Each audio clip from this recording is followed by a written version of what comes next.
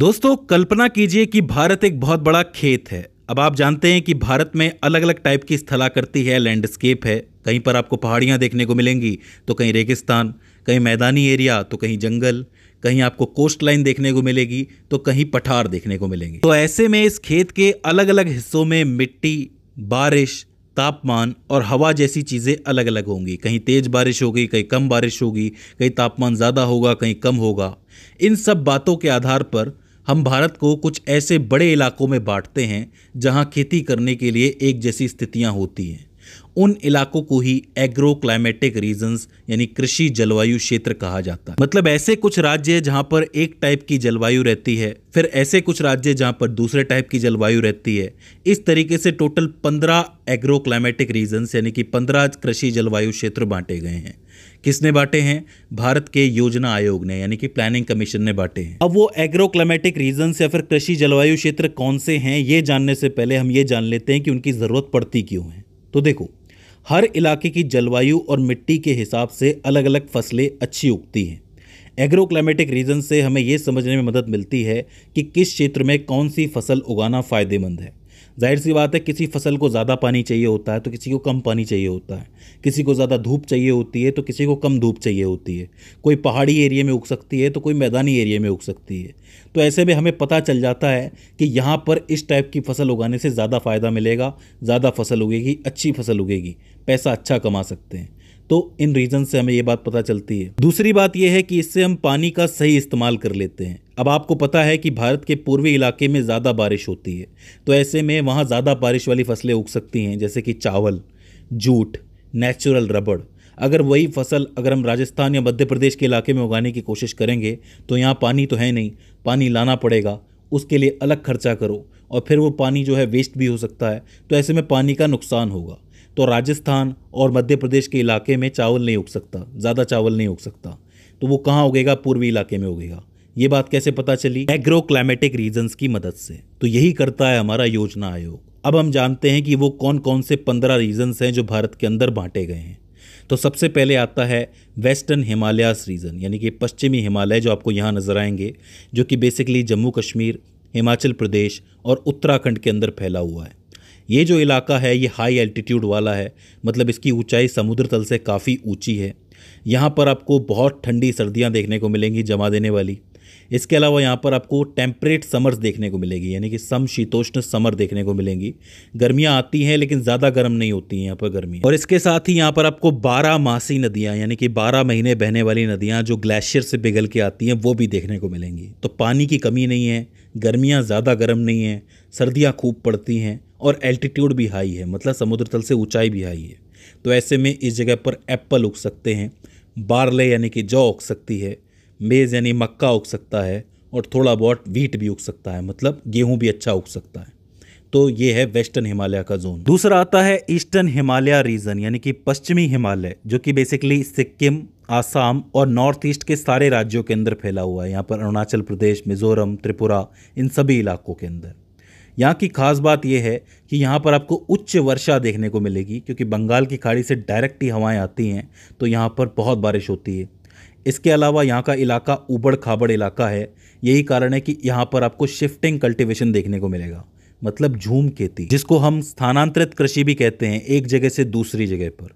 तो ऐसे में पानी होने की वजह से, ऊबड़ खाबड़ इलाका होने की वजह से यहाँ पर चावल अच्छा उगता है, मक्का अच्छा उगता है, चाय, चूँकि आपको पता है चाय जो है वो पहाड़ी एरिया के अंदर ही उग सकती है, ढलान वाले इलाकों के अंदर, और थोड़े बहुत फ्रूट्स भी यहाँ पर उगते हैं।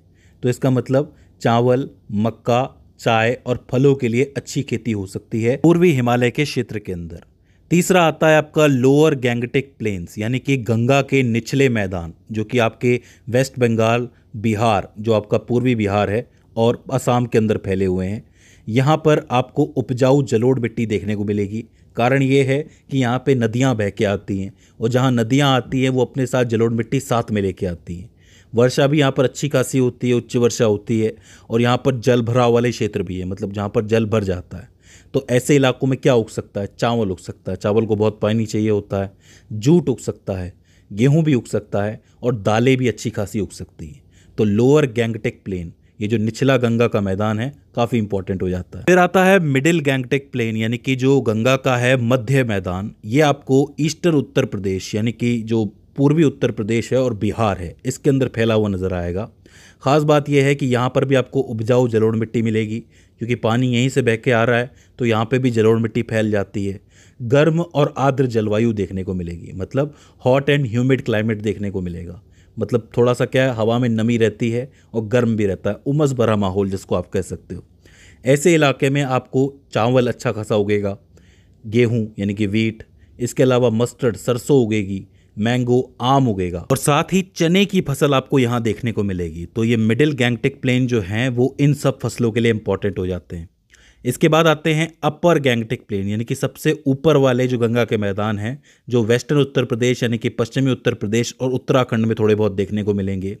यहाँ की खास बात यह है कि यहाँ पर उप आर्द्र जलवायु है, यानी कि यहाँ पर भी ह्यूमिडिटी है हल्की सी, लेकिन सब ह्यूमिड क्लाइमेट है। इसके अलावा यहाँ पर नहर और ट्यूबवेल से सिंचाई होती है। ये वो इलाका है जहाँ पर गंगा नहर से सिंचाई होती है और बाकी नहरें आती हैं। ख़ास बात यह है कि यहाँ पर भी गेहूँ उगता है, चावल उगता है, गन्ना, क्योंकि पानी की बहुत ज़रूरत होती है, गन्ने को बहुत ही ज़्यादा ज़रूरत होती है, और मक्का उगता है। तो चावल और गन्ना आपको जहाँ नज़र आ जाए समझ लेना पानी ही पानी है। बात करें ट्रांस गैंगटेक प्लेन के बारे में, जो कि गंगा के मैदानों से थोड़ा ऊपर है, वो पंजाब, हरियाणा, दिल्ली और चंडीगढ़ के अंदर फैला हुआ है। ख़ास बात यह है कि यहाँ पर आपको अर्धशुष्क इलाका देखने को मिलेगा, मतलब आधा सूखा हुआ इलाका, पानी है लेकिन आधा सूखा हुआ भी है। उच्च कृषि उत्पादकता, मतलब यहाँ पर इतना अच्छी कृषि हो सकती है, इतनी अच्छी पैदावार हो सकती है। यही कारण है कि पंजाब को अन्नदाता कहा जाता है, क्योंकि वहाँ की धरती से अच्छा खासा अनाज उगता है। इसके अलावा यहाँ पर आपको सिंचाई सुविधाएं आपको अलग अलग टाइप की देखने को मिलेगी। नदियाँ तो हैं ही, बाकी बहुत सी नहरें भी देखने को मिलेंगी। ख़ास बात यह है कि यहाँ पर गेहूँ, चावल, कॉटन और गन्ना अच्छी तादाद में उगता है, तो ये एरिया इसके लिए अच्छा है। इसके बाद आता है ईस्टर्न प्लेट्यू एंड हिल्स, यानी कि पूर्वी पठार और पहाड़ी इलाका। ये जो इलाका है आपको ईस्टर्न महाराष्ट्र के अंदर, यानी कि जो पूर्वी महाराष्ट्र है, छत्तीसगढ़ है और उड़ीसा है, इस एरिया में देखने को मिलेगा। ख़ास बात यह है कि ये पहाड़ी इलाका है, मध्यम वर्षा यहाँ पर होती है, मतलब मॉडरेट रेनफॉल होती है, और कभी कभी सूखा भी पड़ता है, मतलब थोड़ा सा इलाका सूखाग्रस्त भी हो जाता है। अक्सर हमें सुनने को मिलता है कि मैं महाराष्ट्र के कुछ इलाकों में सूखा पड़ गया है, तो ये वही इलाका है। मैं आपको बता दूं कि मूंगफली की जो फसल है यहाँ पर बहुत अच्छी होती है। इसके अलावा बाजरे की फसल बहुत अच्छी होती है, और पैडी यानी कि धान की फसल भी बहुत अच्छी होती है। इसके बाद आता है सेंट्रल प्लेट्यू एंड हिल्स, यानी कि जो मध्य का पठारी और पहाड़ी इलाका है वो, जो कि आपके मध्य प्रदेश, राजस्थान और उत्तर प्रदेश के अंदर देखने को मिलता है। ये जो एरिया है बेसिकली, यहाँ पर आपको अर्धशुष्क इलाका देखने को मिलेगा, लाल और पीली मिट्टी देखने को मिलेगी, और यहाँ पे सिंचाई जो है वो मध्यम होती है, मॉडरेट इरिगेशन जिसको आप कहते हो। यहाँ की प्रमुख फसलों में मुख्यतः ज्वार, दलहन यानी कि दालें, और तिलहन यानी कि ऑयल सीड्स शामिल है, तो ये इलाका इनके लिए बेटर हो जाता है। फिर आता है आपका वेस्टर्न प्लेट्यू एंड हिल्स, यानी कि पश्चिमी पठारी और पहाड़ी इलाका, जो कि आपको महाराष्ट्र और मध्य प्रदेश में देखने को मिलेगा। यहाँ की खास बात यह है कि यहाँ आपको सूखी मिट्टी देखने को मिलेगी, काली मिट्टी देखने को मिलेगी, और कम वर्षा, मतलब यहाँ पर बारिश कम होती है, ये वो इलाका है। बात करें यहाँ की फसलों की, तो कॉटन यानी कि रुई, सोयाबीन, दलहन और साथ ही बाजरे की फसल यहाँ पर अच्छी उगती है, तो ये एरिया इंपॉर्टेंट हो जाता है। इसके बाद आता है सदर्न प्लेट्यू एंड हिल्स, यानी कि जो दक्षिणी पठारी और पहाड़ी क्षेत्र है वो जो है बेसिकली आंध्र प्रदेश, कर्नाटका और तमिलनाडु के अंदर फैला हुआ है। ख़ास बात यह है कि यहाँ पर आपको मध्यम वर्षा देखने को मिलेगी, मिश्रित मिट्टी यानी कि मिली जुली सी मिट्टी देखने को मिलेगी, और थोड़ा बहुत सूखाग्रस्त क्षेत्र भी देखने को मिलेगा, यानी कि ड्रॉट प्रॉन एरियाज ये भी हो जाते हैं यहाँ पर। फसलों की बात करें तो बाजरा, दलहन, चावल और मूंगफली की फसल अच्छी खासी यहाँ पर होती है साउथ के इलाके में, तो ये चीज़ आपको याद रखनी है। बात करें प्लेन्स वाले एरिया की, जो कोस्टल प्लेन है उनकी बात करें, तो सबसे पहले आता है east coast plain and hills, यानी कि जो पूर्वी कोस्ट है हमारा, पूर्वी जो हमारा तट है और पहाड़ी एरिया है वो बेसिकली आपको आंध्र प्रदेश के कोस्टल एरिया में देखने को मिलेगा, और तमिलनाडु और उड़ीसा के एरिया में देखने को मिलेगा। ख़ास बात यह है कि यहाँ पर इलाका आर्द्र रहता है, ह्यूमिड रहता है, उच्च वर्षा यहाँ पर होती है क्योंकि बगल में आपके समुद्र है, आपको पता है। उपजाऊ तटीय जलोढ़ मिट्टी देखने को मिलेगी, मतलब ऐसी मिट्टी जो उपजाऊ है लेकिन ये तट के आसपास पाई जाती है। फसलों की बात करें तो यहाँ पर चावल, क्योंकि पानी है तो उगेगा ही, ग्राउंडनट यानी कि मूंगफली, कॉटन यानी कि रुई, और शुगर कैन यानी कि गन्ना उगेगा। गन्ना है तो मतलब बहुत पानी है, चावल है बहुत पानी है। बात करते हैं वेस्ट कोस्ट प्लेन्स और घाट्स के बारे में, यानी कि जो पश्चिमी इलाका है, पश्चिमी प्लेन्स है, पश्चिमी घाट है, जो कि केरला, कर्नाटक, गोवा, महाराष्ट्र और तमिलनाडु में बहुत लंबे एरिया के अंदर फैले हुए हैं। यहाँ की बात करें तो यहाँ पर उच्च वर्षा देखने को मिलती है, क्योंकि आपको पता है दक्षिण पश्चिमी मानसून आता है तो यहीं आता है, यहाँ पर इन घाटों से टकराता है तो यहाँ ज़बरदस्त बारिश होती है। यहाँ आपको लाल लेटेराइट मिट्टी देखने को मिलेगी। फसलों की बात करें तो कोकोनट यानी कि नारियल है, राइस है, रबड़ जो नेचुरल रबड़ है क्योंकि उसको तो बहुत ज़्यादा पानी चाहिए, 200 सेंटीमीटर से ज़्यादा, और कैश्यू यानी कि काजू यहाँ पर उगते हैं। आपने सुना होगा गोवा के काजू बहुत फेमस हैं। बात करें गुजरात प्लेन्स और हिल्स के बारे में तो ये आपको गुजरात में देखने को मिलेगा। यहाँ पर कुछ इलाका बहुत सूखा है तो कुछ अर्ध शुष्क है, यानी कि आधा सूखा हुआ है। जो तट के इलाके हैं वहाँ तो बरसात होती है आजकल। इसके अलावा यहाँ पर आपको लवणीय मिट्टी देखने को मिलेगी, मतलब जो नमक से भरी हुई है वो मिट्टी देखने को मिलेगी। बात करें फसलों की तो कॉटन, रुई, ग्राउंडनट मूंगफली, इसके अलावा ज्वार और बाजरे की फसल अच्छी खासी देखने को मिल जाएगी। फिर आता है वेस्टर्न ड्राई रीजन, यानी कि जो पश्चिमी सूखा हुआ क्षेत्र है, राजस्थान के अंदर फैला हुआ है।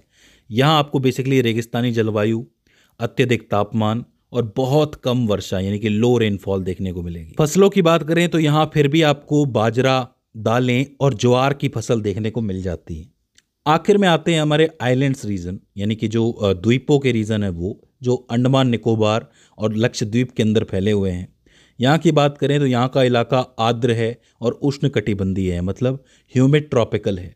इसके अलावा यहाँ आपको वन आवरण यानी कि फॉरेस्ट कवर देखने को मिलेगा और रेतीली दोमट मिट्टी भी देखने को मिलेगी, जो सैंडी सॉइल है वो देखने को मिलेगी। फसलों की बात करें तो यहाँ कोकोनट यानी नारियल और एरेका नट यानी कि जो सुपारी होती है, एरेका पाम जिसको कहते हैं, वो भी उगता है, और साथ ही कुछ मसाले भी यहाँ पर उगते हैं।